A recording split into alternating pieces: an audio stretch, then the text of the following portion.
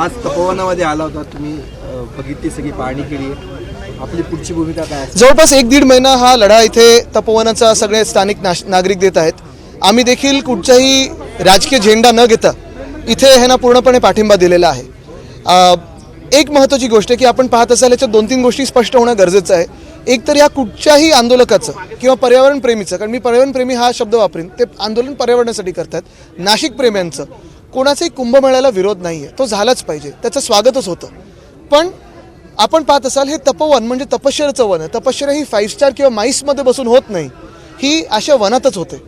दुसरी गोष्ट म्हणजे माईसला देखील, म्हणजे ते जे काय पूर्ण तुम्ही कॉन्फरन्स वगैरे सगळं ते करत आहात त्याचाही कोणाला विरोध नाही आहे, पण इथे झाडं कापून तुम्ही माईसचं हे काही करू शकत नाही. तिसरी गोष्ट म्हणजे झाडं कापण्याला विरोध आहे म्हणजे आहे आणि तो विरोध राहणारच.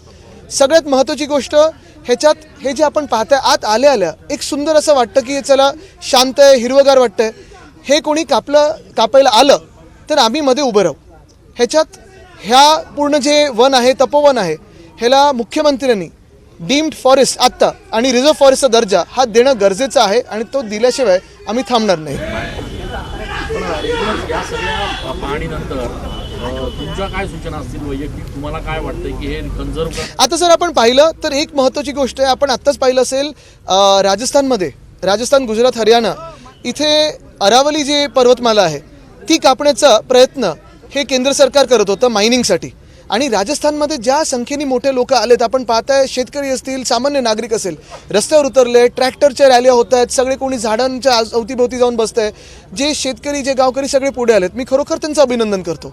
आणि तशी चळवळ आपल्याला उभी करायला लागेल, नाहीतर हे राजकीय पक्ष वाटतं सगळ्यांना की सगळं काही सब भूमी बिल्डर की असं त्यांना वाटायला लागतं. दुसरी गोष्ट म्हणजे असंच पुण्यामध्ये वेताळ टेकडीचा प्रश्न होता. तिथे देखील तिकडच्या सगळ्या लोकांनी सांगितलं होतं की जर कोणी वेताळ टेकडीला हात लावला तर आम्ही तुम्हाला मतदान करणार नाही. अजनीवनचा देखील लढा हा असाच चालू आहे, गेले 5 वर्ष चालू आहे. मी मंत्री असताना ते थांबवून ठेवलं होतं. आत्ता पण तिकडे नागरिक झाडं कापू देत नाही, त्यांचं देखील मनापासून अभिनंदन करतो. या सगळ्या पार्श्वभूमीवर एकूणच जी काही चळवळ सुरू झालेली आहे, आगामी निवडणुकांमध्ये आपल्याकडनं सुद्धा जे उमेदवार असतील त्यांनी सुद्धा या संदर्भात प्रचार करावा, एकीकडे असं काही सूचना आहे? बघा, प्रचाराची ही खरं तर गरज लागलीच नाही पाहिजे. जे आपण मूलभूत काही गोष्टी बोलतो त्याच्यात झाडं न कापणं हेही बेसिक असायला पाहिजे ना. म्हणजे एवढं सगळं मस्त जंगल इथे उभारलेलं आहे आणि हे सगळं कापून तुम्ही इथे ते माईस म्हणजे सगळं डान्स पार्ट्यांपासून सगळं इथं चालणार, हे तुम्ही करणार आहात का? कॉन्फरन्स वगैरेसाठी जर तुम्हाला चांगली जागा पाहिजे असेल तर इतर ठिकाणी होऊ शकते. आणि असंही नाही की इथेच आधी काही झोन बदलला होता, पण एखादा बिल्डर जर मुख्यमंत्र्यांना सुचवतोय की इथे आपण माईस बनवू, मग ते येलो झोन करू, मग त्याचा TDR घेऊ, हे बिल्डर नेमकी कोण आहेत? त्यांचा व्हिडिओ तर त्यांनीच फेसबुकवर टाकला होता. हे खरोखर नाशिकचे आहेत का, नाशिक प्रेमी आहेत का, हा देखील त्यांनी विचार करावा. तुम्ही असे म्हटले की जे विरोध करतात त्यांना हद्दपार करा, काय त्यांना मतदान होऊ नये ही इच्छा आहे. कारण जर विरोध जे म्हणजे हे तपोवन कापायचे जे मागे लागलेले आहेत, काहीतरी थातूरमातूर आत्ता सांगतील, खोटं बोलतील आणि त्यानंतर परत येतील बुलडोझर घेऊन. या झाडांच्या बदल्यामध्ये अधिकचे झाडं लावण्याचा निर्णय सरकारने घेतला आहे. एका झाडाच्या बदल्यात 10 झाडं लावत आहे. नाही, पण ह्याच्या बदले तुम्ही माईस अजून डबल करा ना, TDR अजून दुप्पट घ्या. पण जे झाडं आहेत, म्हणजे भाजप जे काही नॅचरल रिसोर्स या देशामध्ये आहे ते नष्ट करायला का निघालं आहे, हा एक प्रश्न त्यांनी विचारावा. आणि त्यांच्या पुढच्या पिढीचं काय? त्यांना त्यांचे पुढच्या पिढीचे मित्र वगैरे विचारत नाहीत का की तुमचे आई वडील जे आत्ता आमदार, खासदार, नगरसेवक असतील ते झाडं का कापतायत, ते आमचं भवितव्य का खराब करतायत? कोणी त्यांना विचारत नाही आहे. आजच्या याच्या आडून कुठेतरी कुंभमेळ्याच्या विरोधात प्रचार होतोय असं भाजप सातत्यानं म्हणतीये. काही लोक या सगळ्या म्हणजे याला बघा, जो आपला धर्म आहे त्याच्यात पंचमहाभूतांची पूजा व्हायची आणि तेच जर हे प्रदूषित करत असेल आणि कापायला निघाले असतील तर मग अजून काय? आम्ही जे माझी वसुंधरा म्हणून जी योजना आणली होती ती हीच होती ना, पंचतत्वांची पूजा आणि पंचतत्वांना प्रदूषणपासून मुक्त करायचं. हे पंचतत्वांनाच जर पूर्ण संपायला निघाले असतील तर मग हे कुठचा धर्म पाळतात? आणि भाजपाचा धर्म हा बिल्डर धर्म आहे. ते कोण बिल्डर आहेत? ते कोणी टाकलेला व्हिडिओ तो ठक्कर कोण आहेत? ते कोणाचे आहेत? ते कुठून आलेत? ते कोणाच्या जवळचे? त्यांनीच टाकले तो. आणि तेच सुचवत आहेत की एकतर AI आणि TDRचा काय संबंध, त्यांनी तो क्लिप टाकली त्याच्यात मला काही माहिती नाही. AI हे पूर्ण वेगळं आणि TDR हे बिल्डरांसाठी असतं. आणि TDR म्हणजे तुम्ही तपोवन कापून येलो झोन करून तुम्ही बिल्डरांसाठी तुम्ही जर सगळं काही घेत असाल, मग लोकांच्या हातात काय मिळणार? आमच्या सगळ्या इच्छुक उमेदवारांना आणि जे जिंकून येतील ॲफिडेव्हिटच नाही तर हे कर्तव्य आहे आमच्या पक्षामध्ये की कोणी झाडं कापू नये. आपल्याला आठवत असेल आधी देखील इथे तो कुठचा रस्ता तिथे देखील आम्ही नाही ते हायवेचं तर होतं, म्हणजे ते वडाचं झाड होतंच. दुसरं म्हणजे आम्ही अजून एक रस्ता होता तिथे अंजनेरी, आम्ही त्याला परत चेरोपिका अंजनेरी हे पण वाचवलं होतं. हे सगळं आहेच. आता पुन्हा एकदा रोपवे करण्याचा प्रयत्न केला जातो आहे. ब्रह्मगिरी पर्वतावर रोपवे आपण आधी विरोध केलेला होता आपल्या सरकार असताना, पुन्हा तो घाट घातला जातो. आता तिथे जर परत कोणी प्रयत्न केला परत ते अंजनेरी तिथे नष्ट करायचा, तर मग श्री हनुमानाचं ताकद काय होती ही आम्ही त्यांना दाखवून देऊ. एक दोन राजकीय विषय असे आहेत. काल छत्रपती संभाजी खरंच राजकारण बोलायचं वाटतं. आपण जे काही भाषण केलं त्याच्यामुळे अनेकांना आपल्यामध्ये बाळासाहेबांची छबी दिसली. त्या भाषणाचं खूप कौतुक झालं. एकूणच कसं बघताय आपण या सगळ्या नाही ते त्यांचं मोठेपण आहे की त्यांनी ते तुलना केली.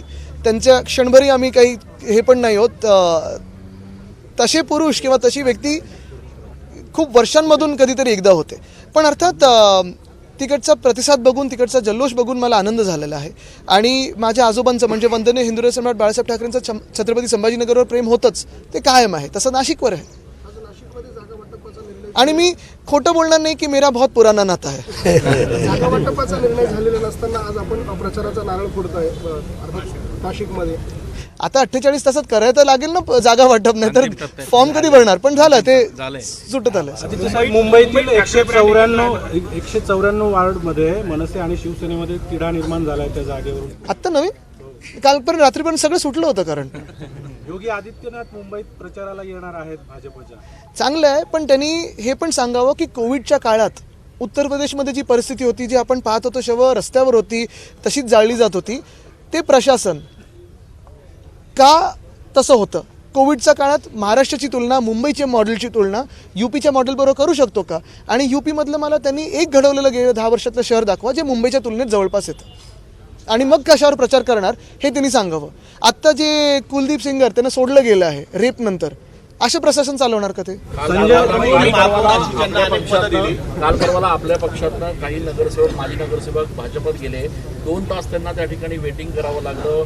वातावरण तापलेलं होतं. भाजपच्या कार्यकर्त्यांनी त्यांना विरोध केला. तिथे तापवन झालं सगळं. अक्षरशः पोलीस बोलवावे लागले यावेळेला. आता तुम्ही मला सांगा, म्हणजे मला खरोखर वाईट वाटतं त्या भाजपच्या कार्यकर्त्यांबद्दल ज्यांनी गेले 25 वर्ष 30 वर्ष भाजपसाठी मेहनत केली.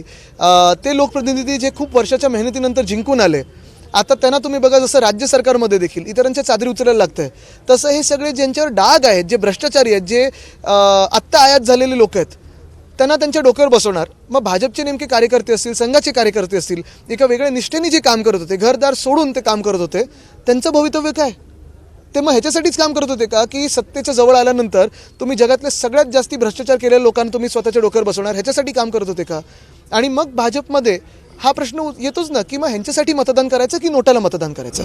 साहेब पण जे सोडून जात आहेत ते वारंवार आरोप करतायत, वरिष्ठ आमचं ऐकून घेत नाही, आम्हाला न्याय पक्षाची मिळत नाही. बरोबर, म्हणून ते आता थेट दिल्लीकडे त्यांना आता रोजची ट्रेन मिळणार आहे ना, रोज ऐकून घ्यायला त्यांच्याकडे. ईडी ITCB ज्यांच्या हातात आहे त्यांच्याकडे ते जात आहेत आणि वॉशिंग मशीनमध्ये जातात. आता वॉशिंग पावडर आमच्याकडे नाही आणि आम्ही ठेवणार पण नाही कोणाला. जे भ्रष्टाचारी असतील त्यांना दूर झालेलंच बरं. पण पुन्हा एकदा विचारतो, भाजपमधल्या ज्या कार्यकर्त्यांनी मेहनत केली त्यांचं काय?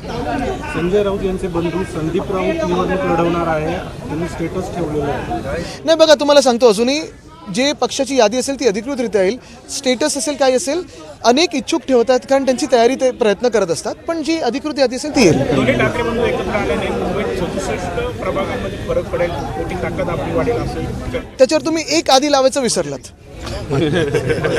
ठीक आहे. राष्ट्रवादी काँग्रेसची झाड लावायची. शरद पवारांचा पक्ष नेमका कोणासोबत आहे? महाविकास आघाडी सोबत आहे की राष्ट्रवादी एकत्र आहे? हे आपण त्यांच्या पक्षाला विचारू शकतो. ABP माझा, उघडा डोळे बघा नीट.